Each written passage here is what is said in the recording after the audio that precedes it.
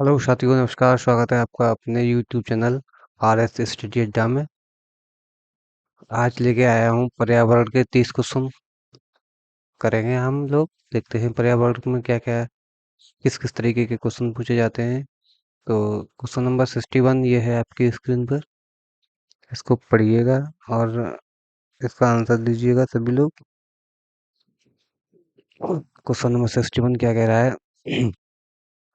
विद्यार्थियों द्वारा पर्यावरण अध्ययन के सीखने का गत्यात्मक, समग्र तथा अनुभवात्मक प्रकृति का उत्तम आकलन किया जा सकता है। किसके द्वारा किया जा सकता है उत्तम आकलन?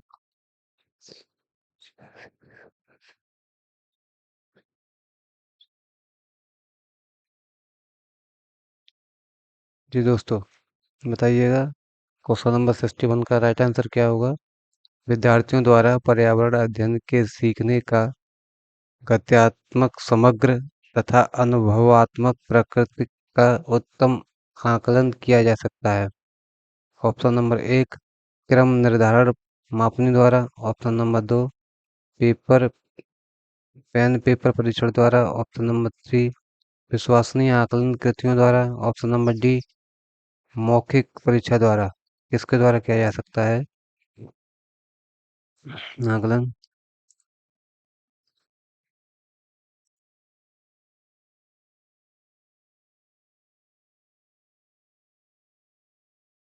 बताइए साथियों। 61 का राइट आंसर होगा option number C. C the right answer. अब देख आते हैं क्वेश्चन नंबर 62 पे। क्वेश्चन नंबर 62 के क्वेश्चन नंबर 62 क्या कह रहा है? निम्न में से कौन सा एक अपसारी प्रश्न है जो पर्यावरण अध्ययन की शिक्षिका अपनी कक्षाओं की सृजनात्मक क्षमता को प्रोत्साहित करने के लिए पूछेगी? ऑप्शन नंबर 1 मृदा में प्याज के बीजों को बोने से लेकर फसल काटने तक के चरण कौन से हैं? नंबर 2 दिल्ली जैसे शहरों में वायु प्रदूषण को कम करने के लिए आप क्या कदम उठाएंगे? ऑप्शन नंबर 3 रबड़ के विलयन से आप रबड़ कैसे पृथक करेंगे? ऑप्शन नंबर 4 पत्तियों का रंग हरा क्यों होता है? 62 का राइट आंसर बताइए। सही। 62 का राइट आंसर होगा ऑप्शन नंबर बी। दिल्ली जैसे शहरों में वायु प्रदूषण को कम करने के लिए आप क्या कदम उठाएंगे? क्वेश्चन नंबर 33 63 सॉरी 63 ये है। भीम पर्वत तथा मित्र में निम्न में से कौन सा उपथीम है? भीम परिवार तथा मित्र में निम्न में से कौन सा उपथीम है? ऑप्शन नंबर ए चीजें जो हम बनाते हैं और करते हैं। ऑप्शन नंबर बी कार्य और खेल। ऑप्शन नंबर सी भोजन एवं जल। ऑप्शन ऑप्शन नंबर डी हमारा आश्रय। क्या है इसका राइट आंसर? 63 का राइट आंसर बताइए। 63 का राइट आंसर क्या होगा? भीम परिवार तथा मित्र में निम्न में से कौन सा उपथीम है? उपथीम क्या है इसमें? 63 का राइट आंसर होगा option number B. B is the right answer.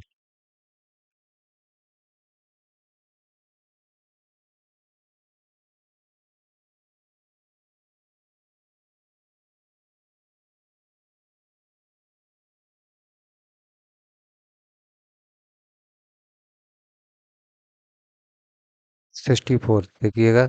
प्राथमिक स्तर पर निम्न में से क्या प्रक्रिया कौशल नहीं है?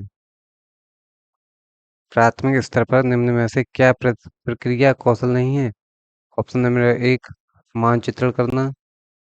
ऑप्शन नंबर 2 क्रियाशील परिवर्तनों को परिभाषित करना। ऑप्शन नंबर सी परिकल्पना की जांच करना। ऑप्शन नंबर डी तथ्यों को अ- अनुस्मरण करना। क्या है राइट आंसर इसका? 64 का राइट आंसर क्या होगा? 60 प्राथमिक स्तर पर निम्न में से क्या प्रक्रिया कौशल नहीं है? हम्म, हम्म, मानचित्रण करना, क्रियाशील परिवर्तनों को परिभाषित करना, परिकल्पना की जांच करना, तथ्यों को स्मरण करना, परिकल्पना की जांच करना।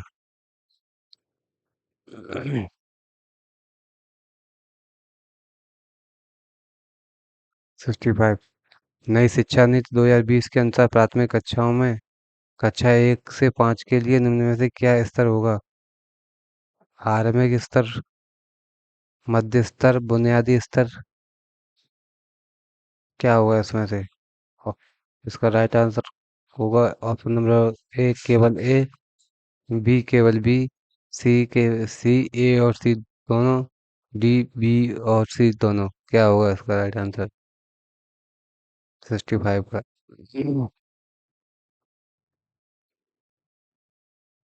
आरंभिक स्तर, स्तर और बुनियादी स्तर, मध्यम मध्य स्तर। नई शिक्षा नीति 2020 के अनुसार प्राथमिक कक्षाओं में कक्षा 1 से 5 तक के लिए निम्न में से क्या स्तर होगा? इसका सही आंसर होगा ऑप्शन नंबर सी, आरंभिक स्तर होना चाहिए और बुनियादी स्तर होना चाहिए।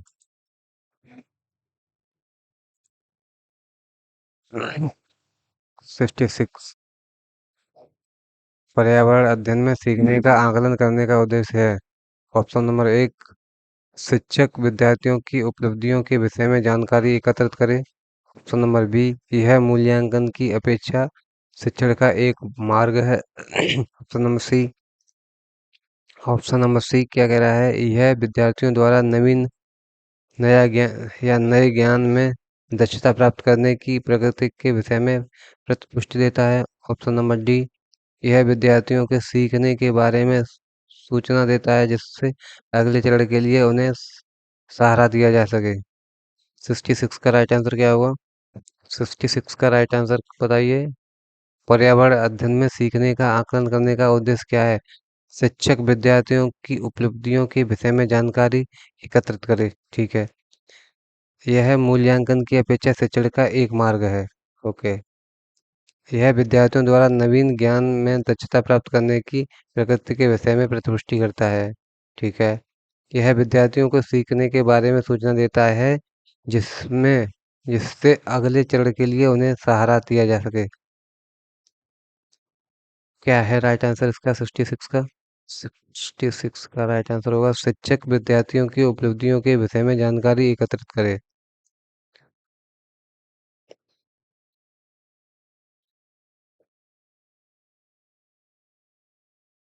67। 67 क्या कह रहा है क्वेश्चन? आपको अपने विद्यार्थियों के पर्यावरण अध्ययन परियोजना का आकलन करना है और उन्हें शीघ्र प्रतिपुष्टि देना है। आप आकलन के किस साधन का चुनाव करेंगे? ऑप्शन नंबर ए अवलोकन, ऑप्शन नंबर बी क्रम निर्धारण मापनी, ऑप्शन नंबर सी सूची, ऑप्शन नंबर डी सहपाठी आकलन। क्या करेंगे? 67 का राइट आंसर क्या होगा? 67 का राइट आंसर क्या होगा? 67 का right answer option number C सूची। पर्यावरण अध्ययन का शिक्षण करते हुए पाठ का वह उपयुक्त स्तर जिस पर विद्यार्थियों का आकलन किया जाना चाहिए वह कौन सा है? ऑप्शन नंबर एक, पाठ के अंत में, पाठ के आरंभ में, और विद्यार्थी जब विद्यार्थी आकलन के लिए प्रस्तुत है, डी शिक्षण अधिगम के दौरान। 68 का राइट आंसर। 68 का राइट आंसर बताइए साथियों। 68 का राइट आंसर बताइए सभी लोग क्या होगा? पर्यावरण अध्ययन का शिक्षण करते हुए पाठ का वह उपयुक्त स्तर जिस पर विद्यार्थियों का आकलन किया जाना चाहिए वह कौन सा है? ऑप्शन नंबर एक, पाठ के अंत में, नहीं। ऑप्शन नंबर सी, पाठ के आरंभ में, नहीं। ऑप्शन नंबर सी दो बार दे दिया, सॉरी यहाँ बी होगा। ये गलत प्रिंट हो गया है, ये बी होगा गलती से। ठीक है। ऑप्शन नंबर सी, जब विद्यार्थी आकलन के लिए प्रस्तुत हो, ऐसा तो नहीं होता है। ऑप्शन नंबर डी क्या कह रहा है? शिक्षण अधिगम के दौरान। हाँ ये सही हो सकता है।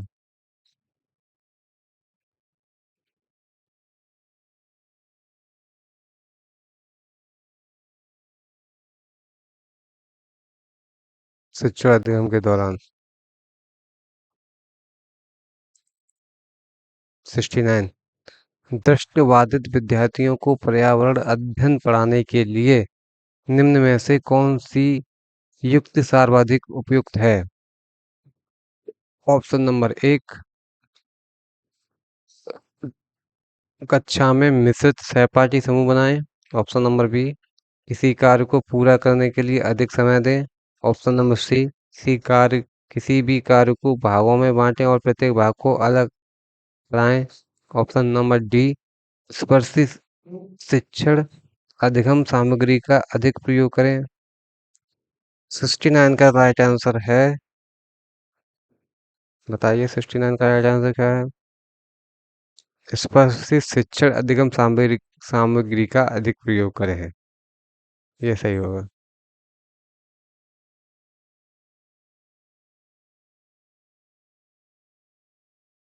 क्वेश्चन नंबर 17 क्या कह रहा है? शिक्षिका ने अपने विद्यार्थियों को भोजन के रूप में ग्रहण किए जाने वाले पौधों के विभिन्न भागों जैसे जड़, तना एवं पुष्पों के नाम जानने के लिए अपने परिवार के सदस्यों से परामर्श करने के लिए कहा।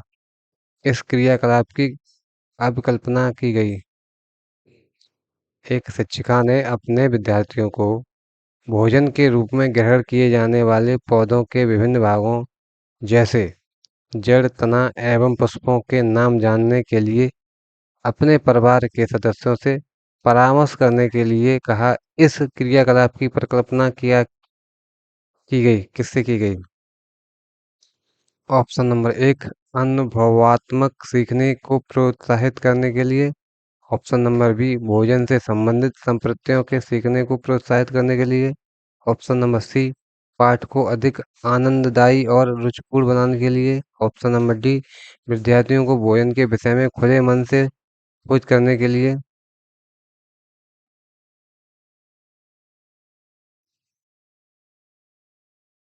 खोज करने के लिए अनुमानित देना। राइट आंसर क्या होगा इसका? 70 का राइट आंसर अनुभवात्मक सीखने को प्रोत्साहित करने के लिए 17 का राइट आंसर होगा ए।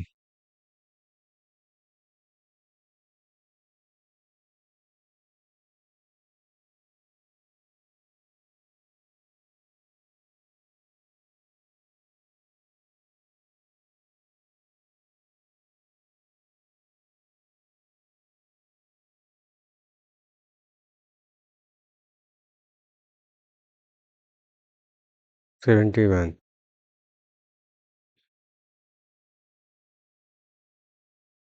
71 क्या कह रहा है? निम्न में से प्राथमिक स्तर के पर्यावरण अध्ययन का क्या उद्देश्य है? निम्न में से प्राथमिक स्तर के पर्यावरण अध्ययन का क्या उद्देश्य है? ऑप्शन नंबर एक, लैंगिक भेदभाव से संबंधित मुद्दों मुद्दों पर सीखने वाले को संवेदनशील बनाना। ऑप्शन नंबर बी, स्थानीय उपलब्ध सामग्रियों में सरल प्रारूपों का विकास करना। ऑप्शन नंबर सी, विद्यार्थियों को उच्च प्राथमिक विज्ञान संप्रत्यों के लिए क्रमिक रूप से तैयार करना। ऑप्शन नंबर डी, विद्यार्थियों को उनके आस पड़ोस में उपलब्ध व्यावसायिक विकल्पों की ओर अभिमुख कराना। 71 का राइट आंसर क्या होगा? 71 का राइट आंसर बताइए सभी लोग। 71 का राइट आंसर क्या होगा? निम्न में से प्राथमिक स्तर के पर्यावरण अध्ययन का उद्देश्य है। निम्न में से प्राथमिक स्तर के पर्यावरण अध्ययन का उद्देश्य क्या है? लैंगिक भेदभाव से संबंधित मुद्दों पर सीखने वालों को संवेदनशील बनाना। स्थानीय उपलब्ध सामग्रियों से सरल प्रारूपों का विकास करना। सी है, विद्यार्थियों के उच्च प्राथमिक विज्ञान संप्रत्यों के लिए क्रमिक रूप तैयार करना। डी, विद्यार्थियों को उनके आस पड़ोस में उपलब्ध व्यावसायिक विकल्पों की ओर अभिमुख करना। इसका राइट आंसर होगा ऑप्शन नंबर ए।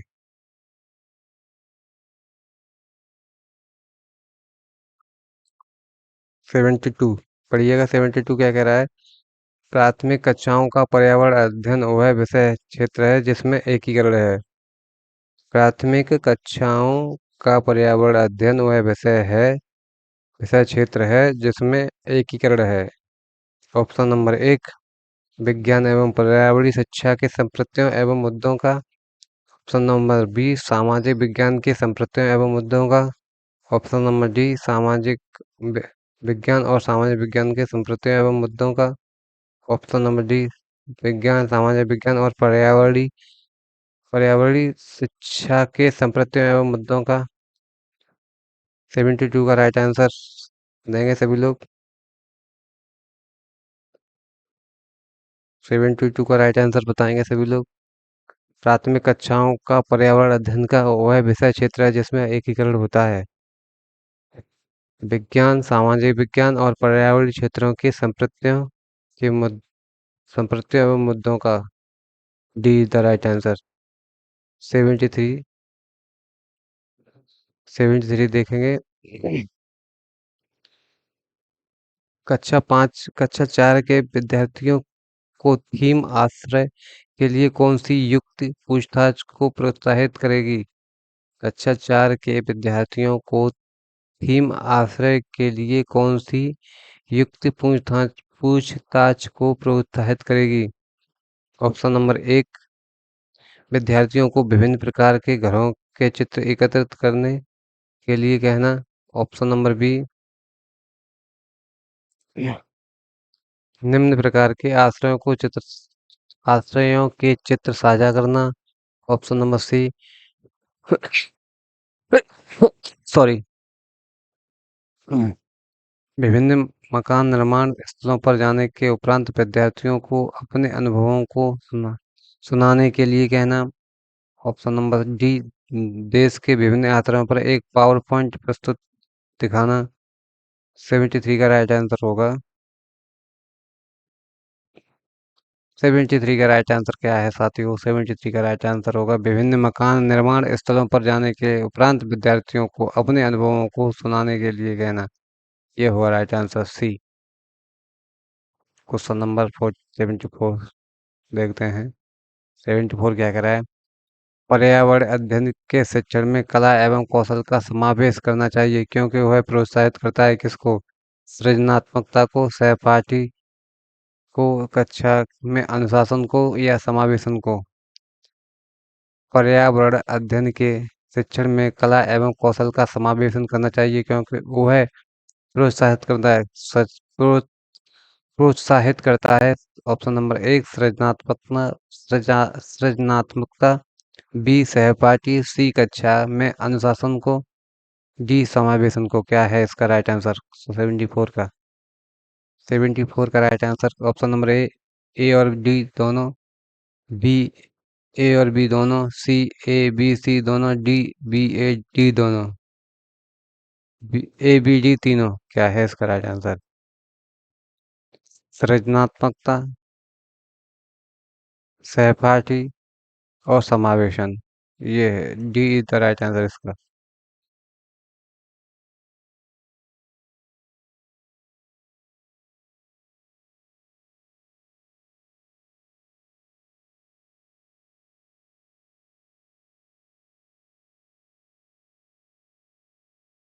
डी।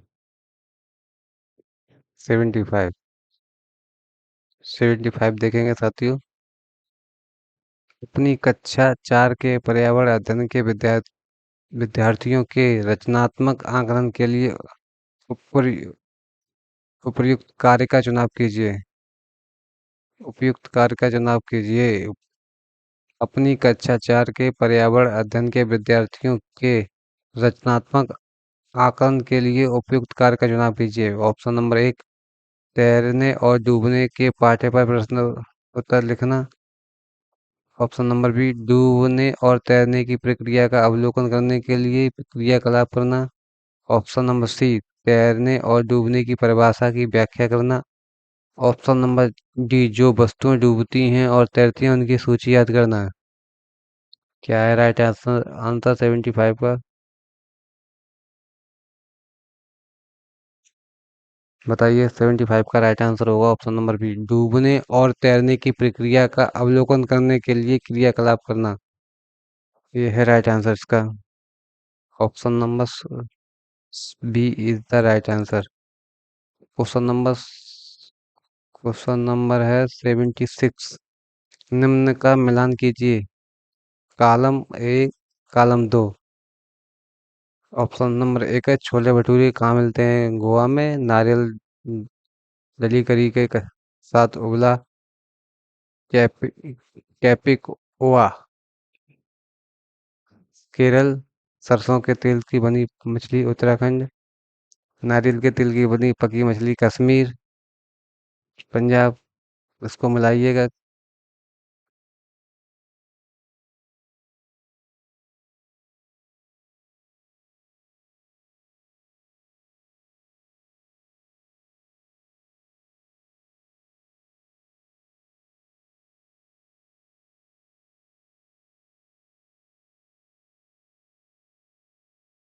इसको मिलाइए, इसका सही आंसर क्या होगा?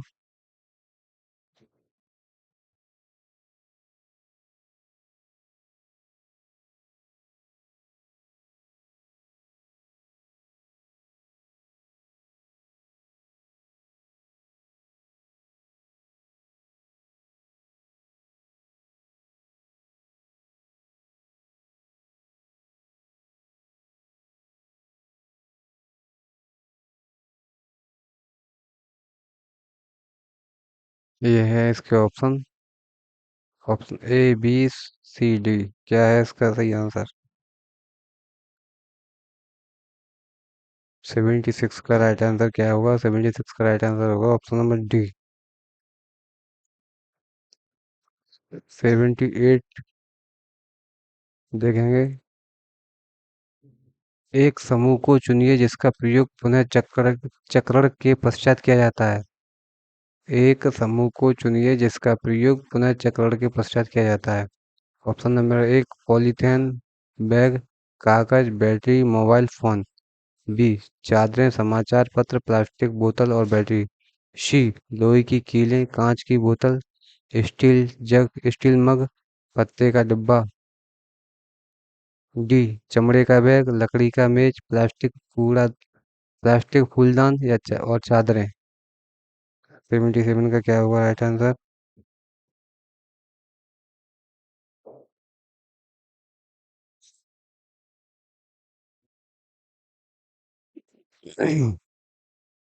77 का राइट आंसर होगा option number C. Question number 78 देखिए। निम्न में से सही कथन चुनिए। निम्न में से सही कथन चुनिए। ऑप्शन नंबर एक, कोई वयस्क हाथी एक दिन में 2 कुंटल से भी अधिक 220 किलोग्राम हरे पत्ते और झाड़ियाँ खा जा सकता है। ऑप्शन नंबर बी, अत्यधिक भारी होने के कारण अधिकांश हाथी बहुत ज्यादा आराम करना पसंद करते हैं। ऑप्शन नंबर सी, यहाँ तक के 3 महीने की आयु के हाथी के बच्चे का भार सामान्यतः लगभग 200 किलोग्राम होता है। ऑप्शन नंबर डी, अधिकांश हाथी औसतन औसतन एक दिन में 9 से 10 घंटे सोते हैं। ये गलत है। देखते हैं क्या है इसका सही आंसर 78 का।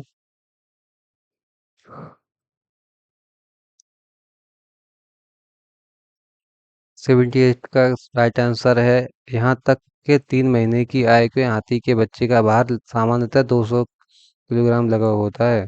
ये सही है। 79। किसी सभा में अपना परिचय देते हुए किसी छात्र के कथन पर विचार कीजिए।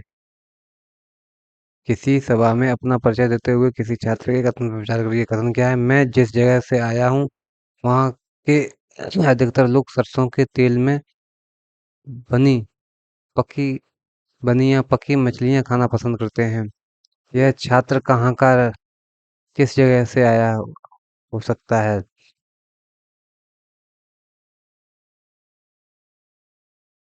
गोवा, केरल, कश्मीर या मिजोरम। सरसों के तेल की पकी मछलियाँ कहाँ के लोग खाते हैं? कश्मीर के लोग।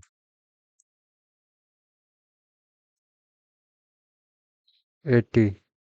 किसी छात्र द्वारा नीचे दिए गए कथन पर विचार कीजिए। मैं जिस क्षेत्र से आया हूँ वहाँ बारिश बहुत कम होती है, गर्मी बहुत पड़ती है। हमारे घर मिट्टी के बने होते हैं। घरों की दीवारें बहुत मोटी होती हैं और इन्हें मिट्टी से ही खोदकर सुंदर किया जाता है। घरों की छतें कटीली झाड़ियों से बनाई जाती हैं। यह छात्र निम्न में से किस राज्य से आया होगा? Option number 1 Ladakh, Assam, Rajasthan, Uttar Pradesh. ये होगा राजस्थान का। Question number 80।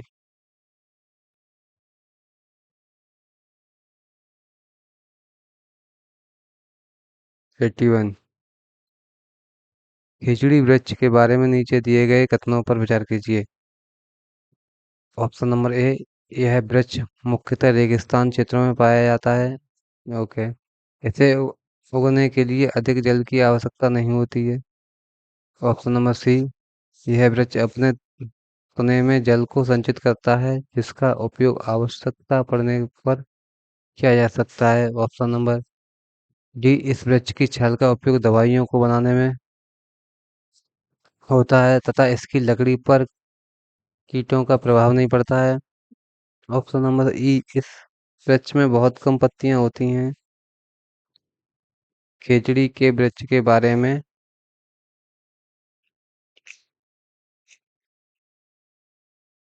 खेजड़ी के वृक्ष के बारे में नीचे दिए गए प्रश्नों पर विचार कीजिए।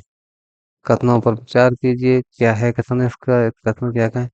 ए, बी और डी, ए, बी और सी, ए, सी और डी, ए, सी और ई।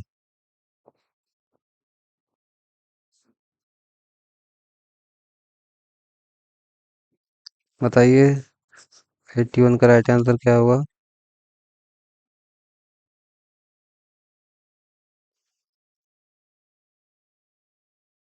इसका राइट आंसर होगा ए, बी और D. Option number question number 82। टूटता तारा होता है कोई।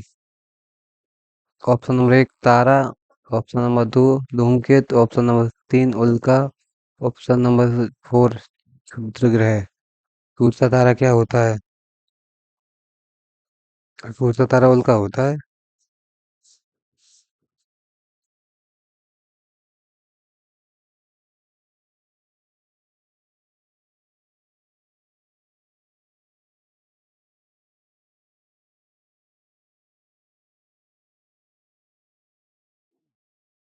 माउंट एवरेस्ट की चू माउंट एवरेस्ट की चोटी की ऊंचाई कितनी है? 8,800, 8,600 मीटर, 8,850 मीटर, 8,950 मीटर, 8,990 मीटर। कितनी है माउंट एवरेस्ट की ऊंचाई? 83 का राइट आंसर देंगे सभी लोग।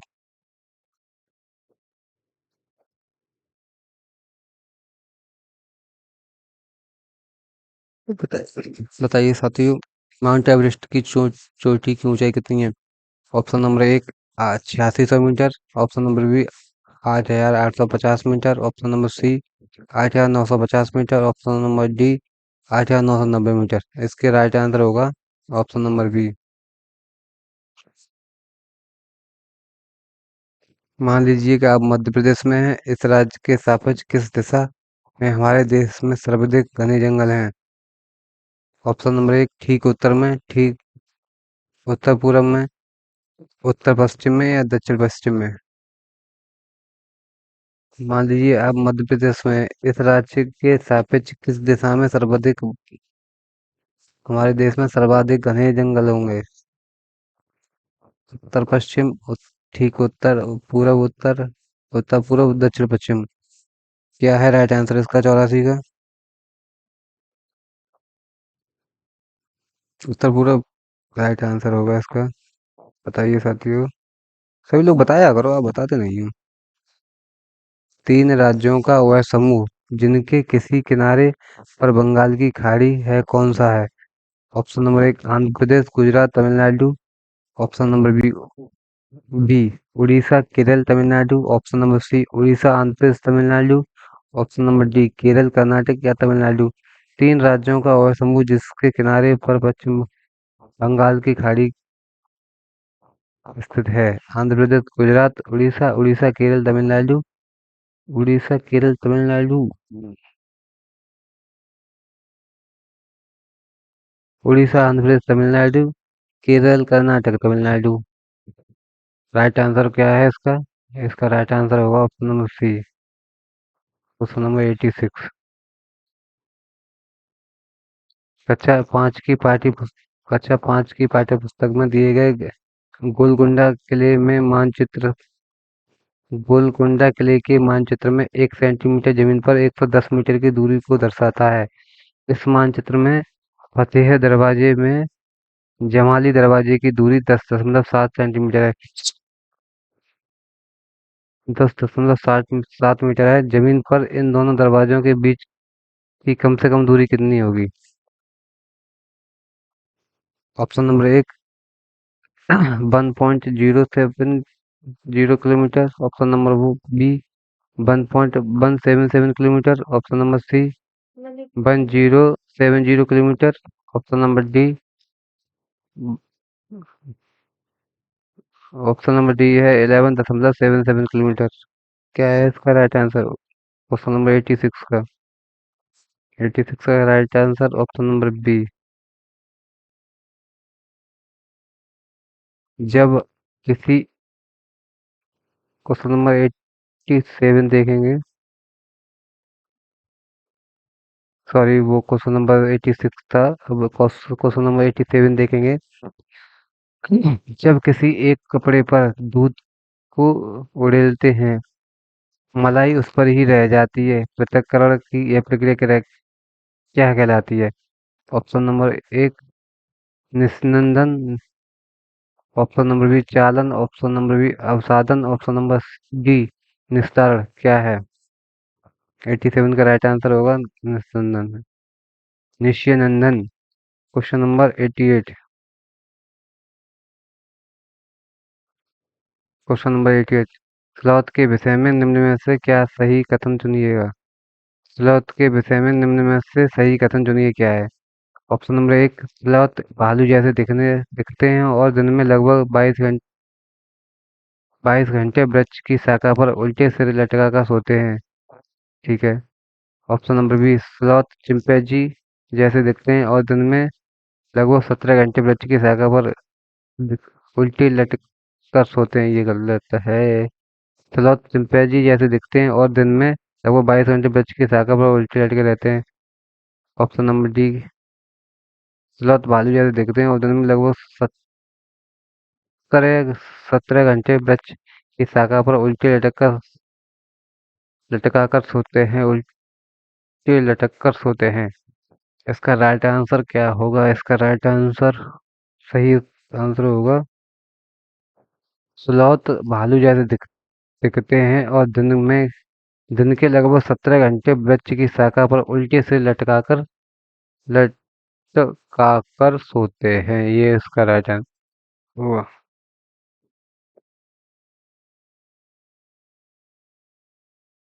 Question number 89। कोई छात्र ए पर है और बी पर पहुंचना चाहता है। इसके लिए पहले वह ऊपर जाता है और ऊपर जाता है जो ए के ठीक उत्तर में 120 मीटर दूरी पर है, और फिर वह ओ से बी ठीक पश्चिम दिशा में 50 मीटर दूरी तय करके पहुंचता है। ए और बी की दूरी तथा बी के सापेक्ष ए की दिशा क्रमशः क्या होगी?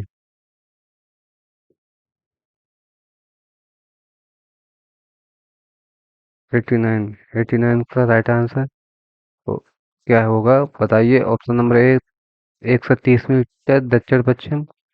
ऑप्शन नंबर बी 130 मीटर दक्षिण पूर्व। ऑप्शन नंबर सी 170 मीटर दक्षिण पूर्व।